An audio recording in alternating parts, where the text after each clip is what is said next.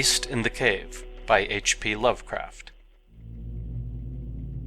The horrible conclusion which had been gradually intruding itself upon my confused and reluctant mind was now an awful certainty. I was lost, completely, hopelessly lost in the vast and labyrinthine recess of the Mammoth Cave.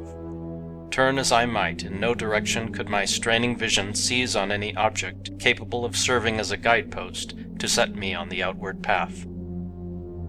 That nevermore should I behold the blessed light of day, or scan the pleasant hills and dales of the beautiful world outside, my reason could no longer entertain the slightest unbelief. Hope had departed. Yet, indoctrinated as I was by a life of philosophical study, I derived no small measure of satisfaction from my unimpassioned demeanor, for although I had frequently read of the wild frenzies into which were thrown the victims of similar situations, I experienced none of these, but stood quiet as soon as I clearly realized the loss of my bearings. Nor did the thought that I had probably wandered beyond the utmost limits of an ordinary search cause me to abandon my composure even for a moment. If I must die, I reflected, then was this terrible yet majestic cavern as welcome a sepulchre as that which any churchyard might afford, a conception which carried with it more of tranquillity than of despair. Starving would prove my ultimate fate, of this I was certain. Some, I knew, had gone mad under circumstances such as these, but I felt that this end would not be mine. My disaster was the result of no fault save my own, since unknown to the guide I had separated myself from the regular party of sightseers, and wandering for over an hour in forbidden avenues of the cave, had found myself unable to retrace the devious windings which I had pursued since forsaking my companions. Already my torch had begun to expire. Soon I would be enveloped by the total and almost palpable blackness of the bowels of the earth. As I stood in the waning, unsteady light, I idly wondered over the exact circumstances of my coming end. I remembered the accounts which I had heard of the colony of consumptives who, taking their residence in this gigantic grotto to find health from the apparently salubrious air of the underground world, with its steady, uniform temperature, pure air, and peaceful quiet, had found instead death in strange and ghastly form.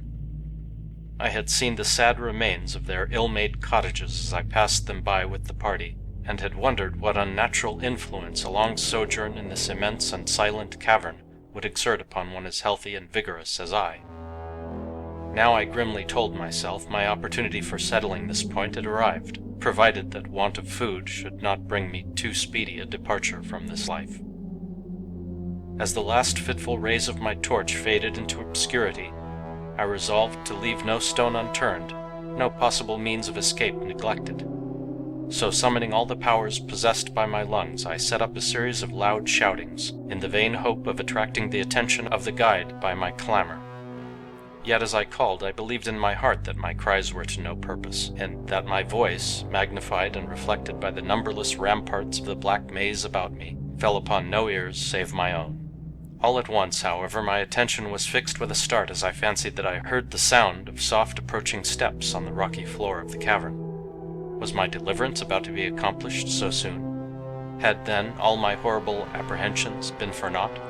And was the guide, having marked my unwarranted absence from the party, following my course and seeking me out in this limestone labyrinth?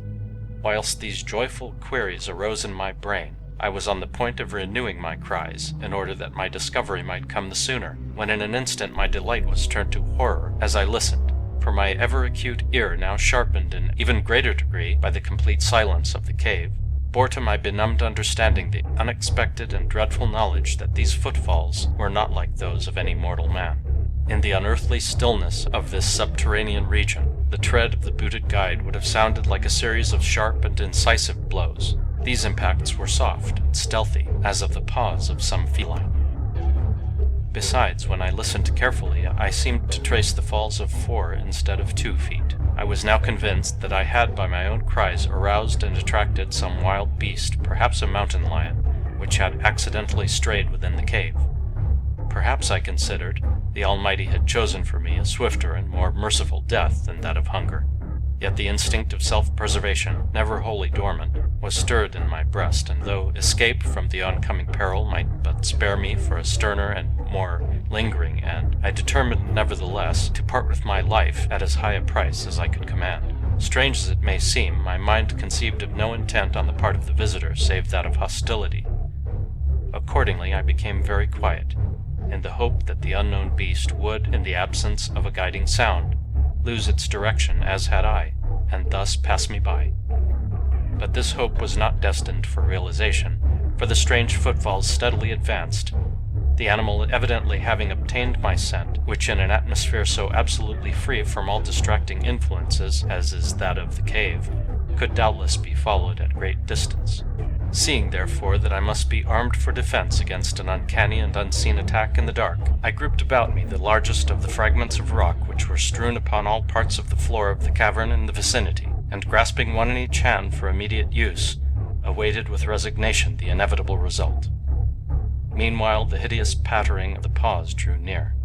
Certainly the conduct of the creature was exceedingly strange. Most of the time the tread seemed to be that of a quadruped, walking with a singular lack of unison betwixt hind and fore feet.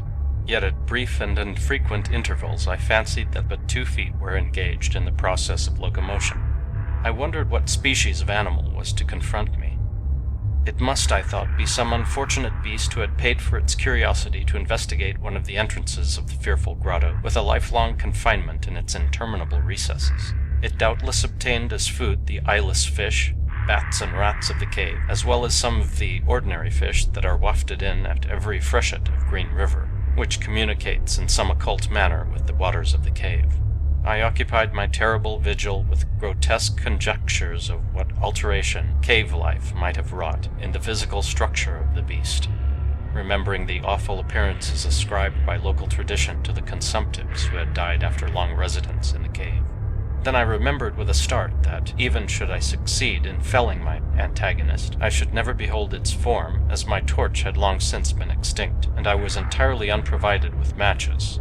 The tension on my brain now became frightful. My disordered fancy conjured up hideous and fearsome shapes from the sinister darkness that surrounded me, and that actually seemed to press upon my body. Nearer the dreadful footfalls approached.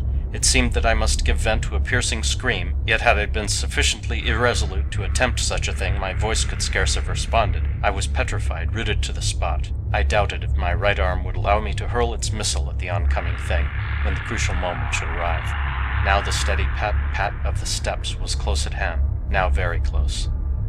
I could hear the labored breathing of the animal, and terror-struck as I was, I realized that it must have come from a considerable distance, and was correspondingly fatigued. Suddenly the spell broke. My right hand, guided by my ever-trustworthy sense of hearing, threw with full force the sharp-angled bit of limestone which it contained, toward that point in the darkness from which emanated the breathing and pattering, and, wonderful to relate, it nearly reached its goal, for I heard the thing jump, landing at a distance away, where it seemed to pause.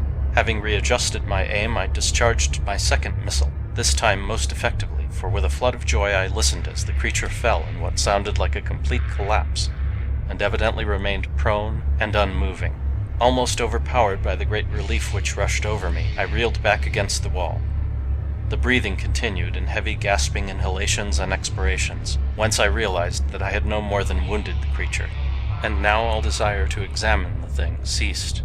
At last something allied to groundless, superstitious fear had entered my brain, and I did not approach the body, nor did I continue to cast stones at it in order to complete the extinction of its life.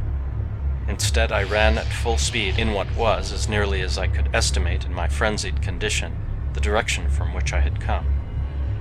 Suddenly I heard a sound, or rather a regular succession of sounds. In another instant they had resolved themselves into a series of sharp metallic clicks. This time there was no doubt. It was the guide. And then I shouted, yelled, screamed, even shrieked with joy as I beheld in the vaulted arches above the faint and glimmering effulgence which I knew to be the reflected light of an approaching torch. I ran to meet the flare, and before I could completely understand what had occurred, was lying upon the ground at the feet of the guide, embracing his boots and gibbering despite my boasted reserve in a most meaningless and idiotic manner, pouring out my terrible story and at the same time overwhelming my auditor with protestations of gratitude. At length I awoke to something like my normal consciousness. The guide had noted my absence upon the arrival of the party at the entrance of the cave, and had, from his own intuitive sense of direction, proceeded to make a thorough canvass of by-passages just ahead of where he had last spoken to me, locating my whereabouts after a quest of about 4 hours. By the time he had related this to me, I, emboldened by his torch and his company, began to reflect upon the strange beast which I had wounded but a short distance back in the darkness, and suggested that we ascertain by the flashlight's aid what manner of creature was my victim. Accordingly, I retraced my steps, this time with a courage born of companionship, to the scene of my terrible experience.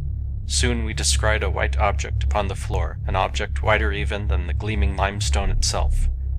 Cautiously advancing, we gave vent to a simultaneous ejaculation of wonderment, for of all the unnatural monsters either of us had in our lifetimes beheld, this was in surpassing degree the strangest. It appeared to be an anthropoid ape of large proportions, escaped perhaps from some itinerant menagerie. Its hair was snow-white, a thing due no doubt to the bleaching action of a long existence within the inky confines of the cave. But it was also surprisingly thin, being indeed largely absent save on the head, where it was of such length and abundance that it fell over the shoulders in considerable profusion. The face was turned away from us, as the creature lay almost directly upon it. The inclination of the limbs was very singular, explaining, however, the alternation in their use which I had before noted, whereby the beast used sometimes all 4, and on other occasions but 2, for its progress. From the tips of the fingers or toes, long rat-like claws extended. The hands or feet were not prehensile, a fact that I ascribed to that long residence in the cave, which, as I before mentioned, seemed evident from the all-pervading and almost unearthly whiteness, so characteristic of the whole anatomy. No tail seemed to be present. The respiration had now grown very feeble, and the guide had drawn his pistol with the evident intent of dispatching the creature, when a sudden sound emitted by the latter caused the weapon to fall unused. The sound was of a nature difficult to describe. It was not like the normal note of any known species of simian, and I wonder if this unnatural quality were not the result of a long-continued and complete silence, broken by the sensations produced by the advent of the light, a thing which the beast could not have seen since its first entrance into the cave. The sound, which I might feebly attempt to classify as a kind of deep-toned chattering, was faintly continued.